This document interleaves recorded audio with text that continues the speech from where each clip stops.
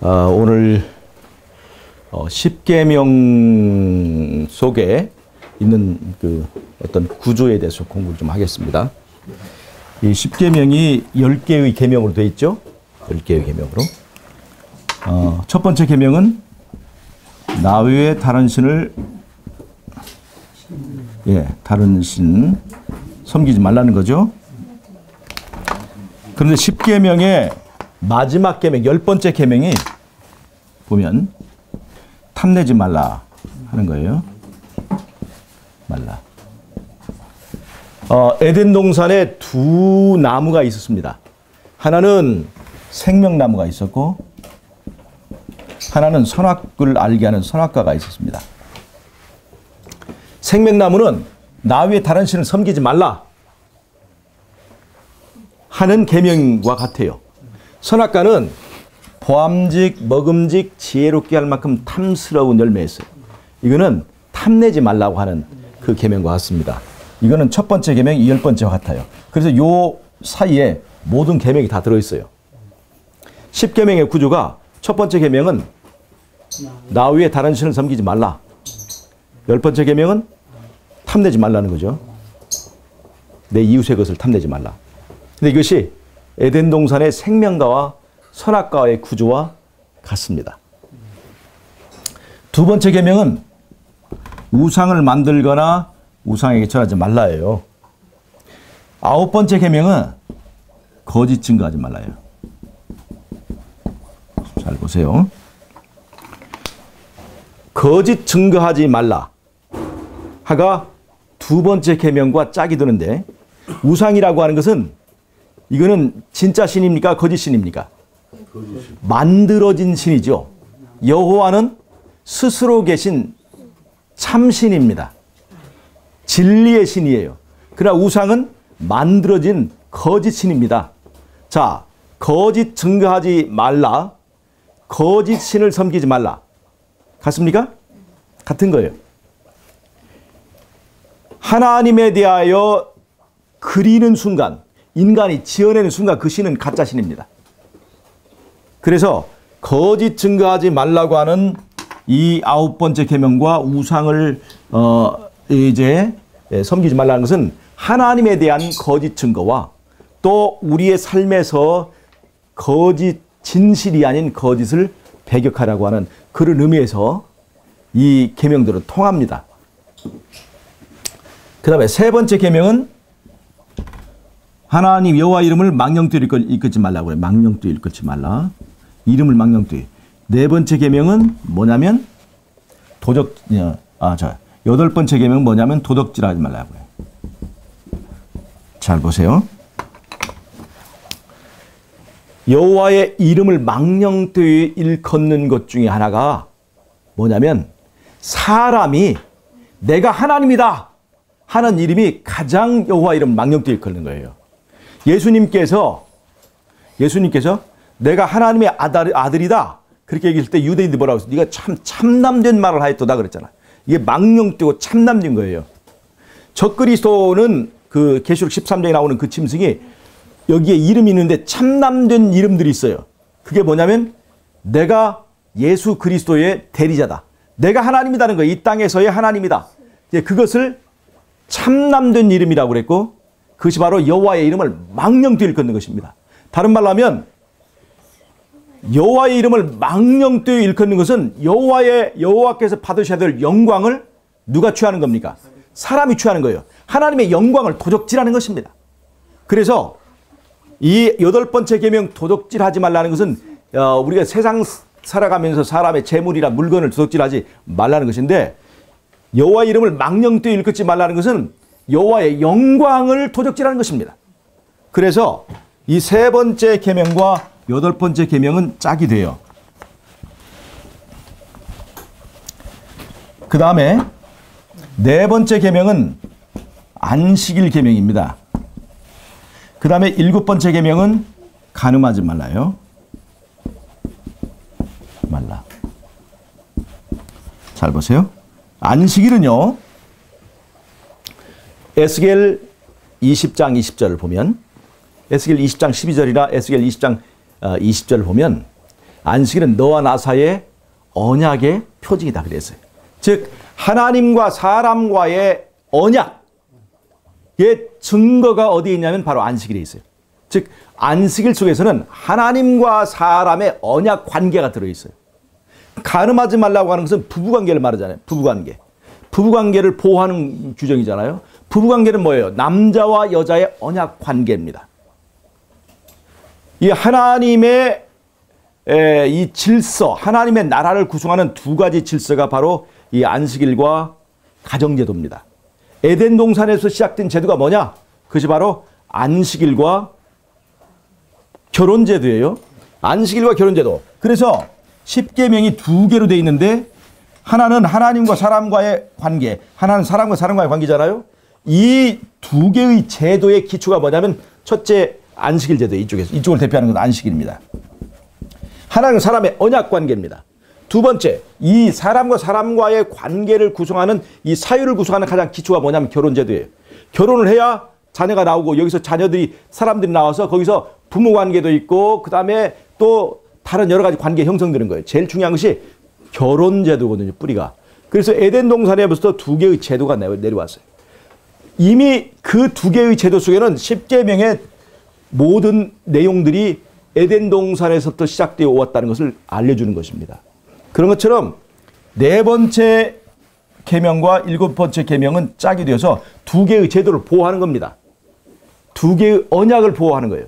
하나님의 나라, 하나님의 이 질서는 두 개의 언약 관계로 되어 있는데 언약이 지켜져야 그 나라가 서는 것입니다. 언약이 지켜져야. 그래서 네 번째와 일곱 번째는 하나님께서 지키시는 언약에 대한 보호가 있습니다. 자, 십계명이 이런 구조로 되리라는 게 참 재미있죠. 자, 그런데 이 십계명이 어디에 있냐면 어디에 있습니까? 지성소의 법궤 안에 있죠. 자, 이 세상의 중심이 어디냐면 이스라엘입니다. 이스라엘의 중심이 어디냐면 성소입니다. 성소의 중심이 어디냐면 지성소예요. 지성소의 중심이 어디냐면 법궤입니다. 중심 속에 하나님께서 글로 쓰신 책이 있는데 그것이 바로 십계명이에요. 하나님께서 글로 써서 두신 기별이 성소 안에 유일하게 하나님이 직접 써서 두신 그 기별이 바로 십계명이에요. 하나의 계명이기 전에 하나의 기별이에요. 그런데 이 기별이 이 십계명인데 십계명 속에는 세 천사의 기별이 들어있습니다. 자, 보세요. 나 외에 다른 신을 섬기지 말라. 이 첫 번째 계명이죠. 두 번째 계명, 세 번째 계명, 네 번째 계명이에요. 두 번째 계명은 우상을 만들지 말라는 얘기예요. 자, 첫 번째 계명은 나 외에 다른 신을 섬기지 말라는 계명은 그 다음에 있는 두 번째, 세 번째, 네 번째 계명을 포괄하는 것입니다. 즉, 나 외에 다른 신을 섬기지 말라는 것은 두 번째 계명, 우상을 만들거나 그 앞에 경배하지 말라는 것을 포함하는 거예요. 그 다음에 세 번째, 여호와의 이름을 망령되이 일컫지 말라라고 하는 것을 포함하는 것입니다. 네 번째 안식일을 기억하여 거룩히 지키라고 하는 두 번째, 세 번째, 네 번째 계명이 나 외에 다른 신을 섬기지 말라는 그 계명 속에 다 들어있어요. 다 들어있어요. 나 외에 다른 신을 섬기지 말라는 계명은 그 다음에 있는 세 개의 계명을 포괄하는 거예요. 포괄하는 겁니다. 자, 그런데 말이에요. 우리가 세 천사의 기별을 보면 계시록 14장에서 보면 첫째 천사의 기별이 뭐죠? 하늘과 땅과 바다와 물들의 근원을 만드신 이를 경배하라고 그랬어요. 이 똑같은 구절이 어디에 있을까요? 바로 십계명의 안식일 계명에 있습니다. 출애굽기 20장 8절부터 11절 보면 안식일 기억하여 거룩히 지키라는 명령과 함께 왜 안식일을 지켜야 되냐면 나 여호와가 하늘과 땅과 바다와 그 가운데 있는 모든 것을 만드셨기 때문이라고 말씀하시고 계세요. 그래서 안식일 계명과 첫째 천사의 기별이 같아요. 거기 들어있습니다. 첫째 천사의 기별은 안식일 계명의 뿌리를 두고 있습니다. 그 다음에 두 번째 천사, 둘째 천사의 기별은 바벨론이 무너졌다는 것입니다. 바벨론이 바벨론이 무너졌다는 거예요. 자, 그러면 바벨론은 뭐냐? 바벨론의 뿌리는 바벨탑입니다. 바벨탑이에요. 왜 바벨탑을 쌓았느냐? 홍수 후에 사람들이 이제는 하나님을 믿지 못하는 거예요. 하나님의 약속을 믿지 못하는 거예요. 하나님께서 다시는 물로 세상을 멸망시키지 않겠다는 하나님의 약속을 믿지 못하게 됐어요. 그래서 우리 스스로 살아야 되겠다. 우리 힘으로. 그래서 세상에다 탑을 쌓는 거예요.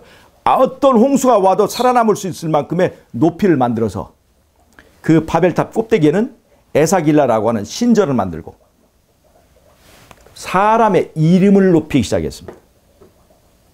하나님의 자리에 사람이 들어있는 거예요. 즉 바벨탑을 왜 무너뜨리려고 했냐면 하나님의 자리에 사람의 이름을 둔 거예요. 하나님을 높여야 될 때에 사람을 높인 것입니다. 여호와의 이름을 망령되이 일컫는 정신은 바로 바벨탑에 있습니다. 하나님의 영광을 이 바벨탑 위에 있는 신이 차지하게 됐습니다. 여호와 이름을 망령되이 일컫는 거예요. 이것이 이 바벨탑의 정신이 바벨론을 말하는 이 짐승 계시록 13장에 보면 그 이마에 참남된 이름이 있다고 그랬어요. 이것이 뭐냐면 내가 하나님이다 하는 거예요. 내가 하나님이다.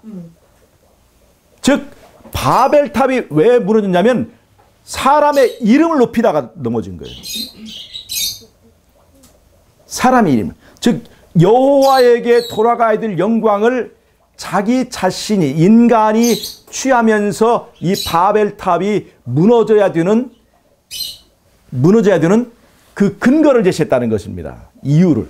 그래서 둘째 천사의 기별은 바벨론이 무너졌다. 다른 말로 하면 바벨탑이 쓰러졌다는 얘기입니다. 왜 바벨탑이 쓰러졌어요? 그 바벨탑의 목적은 하나님의 이름 대신에 사람의 이름을 높이는 거예요. 여호와의 이름을 망령되이 일컫는 그 정신 때문에 바벨론이 무너진 것입니다. 그래서 둘째 천사의 기별, 바벨론이 무너졌다는 것은 바벨탑의 역사와 비교해 보면 이게 여호와 이름을 망령되이 일컫는 것과 관련이 있습니다. 셋째 천사의 기별이 뭐예요? 짐승의 우상을 세우고 그 우상에게 절하는 자는 영원한 그 유황불에 떨어지겠다는 얘기죠. 짐승의 우상에 관련되어 있어요. 짐승의 표는 짐승의 우상이 없으면 안 돼요. 근데 이 우상과 관련된 계명이 어디 있어요? 둘째 계명이 있잖아요. 10계명에. 둘째 계명. 그래서 이건 셋째 천사의 기별과 관련이 있습니다. 10계명 속에 세 천사의 기별이 관련이 있다는 거예요. 자, 그러니까 이런 세 천사의 기별이 어디에 있었어요? 성소 안에 있었습니다. 지성소 안에 있었어요. 그리고 법궤 안에 있었습니다. 10계명 안에 있었어요. 자, 둘째, 셋째, 넷째 이 계명들이 세 천사의 기별과 관련 있는 걸 우리가 알 수가 있죠. 그런데 10계명의 구조는 이 세 계명은 나 외에 다른 신을 섬기지 말라라고 하는 계명 속에 다 포함되어 있는 거예요. 포함되어 있는 거예요. 그러니까 세 천사의 기별을 하나로 줄이면 뭐가 될까요? 나 외에 다른 신을 섬기지 말라는 겁니다. 세 천사의 기별은 10계명 구조로 보면 하나로 요약할 수 있는데 그것은 바로 나 외에 다른 신을 섬기지 말라는 얘기예요. 그걸 에덴 동산의 생명과 선악과의 구조로 말하면 세 천사의 기별은 바로 생명나무입니다. 생명나무예요. 생명나무 속에 세 천사의 기별이 다 들어 있었어요, 거기에. 즉, 세 천사의 기별은 에덴 동산에서부터 이미 성소에서부터 시작되어 온 것이라 이 말입니다. 하늘에서부터 시작되어 온 기별이에요. 자, 이 세 계명이, 이 네 개의 계명이 10계명의 10번째, 9번째, 8번째, 7번째와 연결이 되어 있는 것을 보았죠. 자, 마치 나 외에 다른 신을 섬기지 말라 하는 계명 속에 이 세 계명이 다 들어있는 것처럼 10번째 계명, 탐내지 말라. 이 속에 9번째, 8번째, 7번째 이 세 개의 계명이 다 들어가 있습니다. 즉, 간음하지 말라, 이것도 탐내지 말라예요.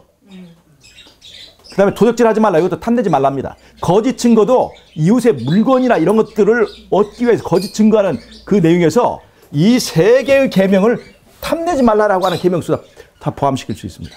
그러니까 세 천사의 기별을 다른 쪽으로 비춰보면 탐내지 말라. 탐내지. 이 세상의 것들에 대해서 욕심내지 말라는 얘기입니다. 그러니까 우리가 하나님을 경유하고 할 뿐만 아니라 이 세상에 대한 어떤 미련과 이 세상에 대한 욕심을 가지고는 새천사의 기별을 전한다 할 수가 없어요. 세상에 대한 미련과 탐심을 버리라고 하는 것입니다.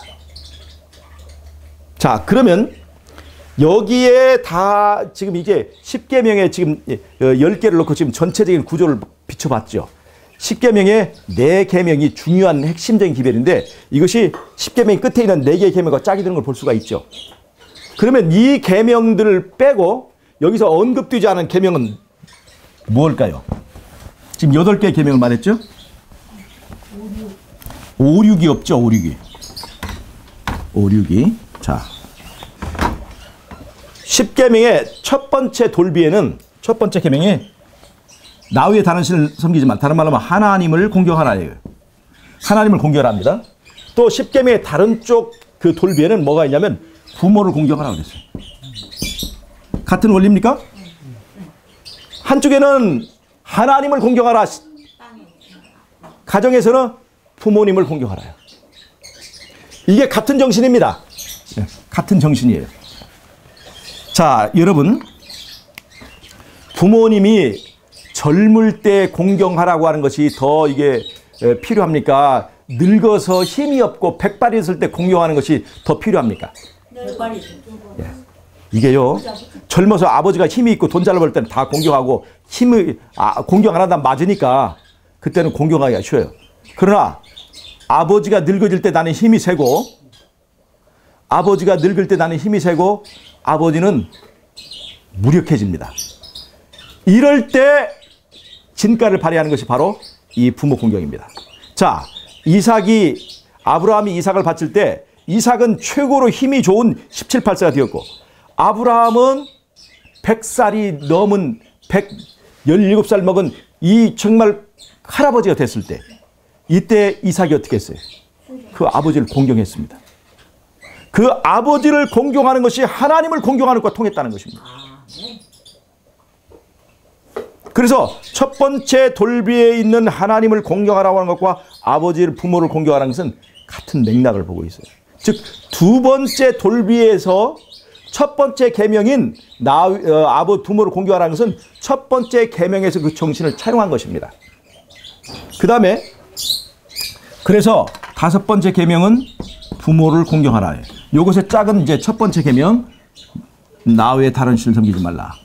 요것인데 여섯 번째 계명은요 살인하지 말라. 잘 보세요.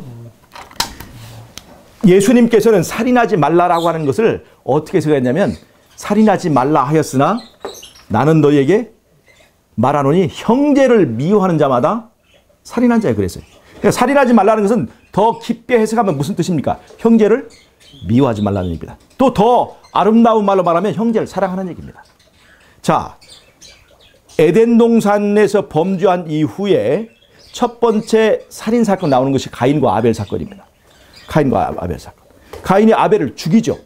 최초의 살인자 가인이 등장합니다. 왜 아벨을 죽였어요? 형제 아벨을 미워하는 마음이 있었잖아요. 미워하는 마음. 그러니까 가인과 아벨 사건을 놓고 볼 때 이 살인하지 말라는 것은 네 형제를 사랑하는 얘기예요. 이 형제 사랑하는 얘기입니다. 이 살인하지 말라는 것은 이 부모를 공경하라는 것은 앞에 있던 10계명의 한쪽 계명의 모든 정신과 연결이 되어 있고 살인하지 말라고 하는 것은 다른 말로 하면 사랑하라는 얘기예요. 10계명의 계명을 요약해 놓은 것입니다. 그 정신을 사랑하라는 거예요. 형제를 사랑하는 얘기입니다. 그러니까 이 형제를 사랑하라는 것은 그 10계명 속에 있는 그 모든 그 6계명의 정신이 들어있는 거예요. 그래서 한쪽 계명, 한쪽 부모를 공경하라는 것은 10계명 이쪽 계명의 정신을 그대로 연결한 거고 살인하지 말라는 것은 형제를 사랑하라고 하는 10계명의 정신을 말해주고 있습니다.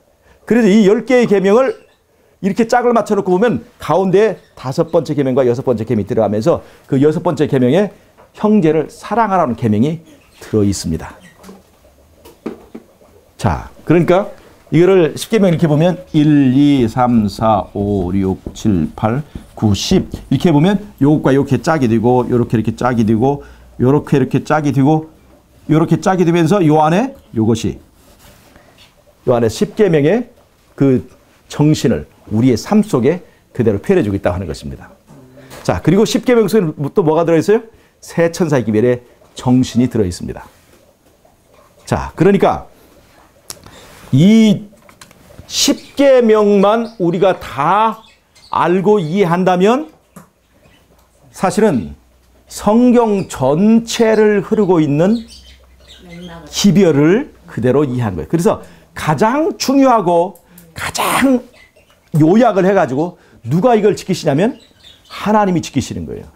그걸 그 지성소에다 보관하신 거예요. 하나님이 법궤에다 보관하시고 그 위에 하나님이 깔고 앉으신 거예요. 그러니까 하나님을 제거하기 전에는 이 기별을 제거할 수가 없습니다. 성소 안에 세천사의 기별이 들어있는 거예요. 그리고 세천사의 기별을 요약하면 나 위에 다른 신을 섬기지 말라. 다른 말로 하면 탐내지 말라요. 그 다음에 그거를 우리 일상생활의 용어로 바꾸면 윗사람을 공격하고 형제를 사랑하러 하는 수직적 사랑, 수평적 사랑을 말하고 있습니다.